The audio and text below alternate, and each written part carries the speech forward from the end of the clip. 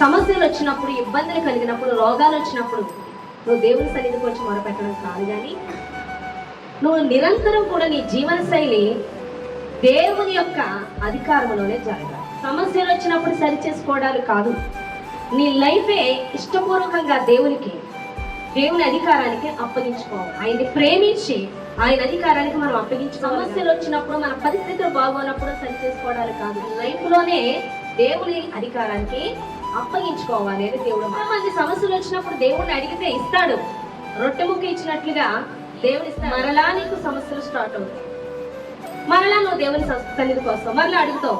అది దేవుని ప్రేమ అనిపించుకోదు.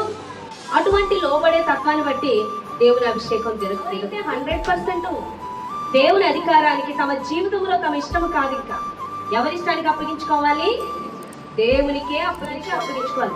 అలా అప్పగించుకున్న వారి మీద దేవుని అభిషేకం ఉంటుంది, దేవుని ఆత్మ బలముగా దిగుతుంది. అటువంటి వారికి నిరంతరం కూడా సమృద్ధి ఉంటుంది అని దేవుడు మాట్లాడుతున్నాడు.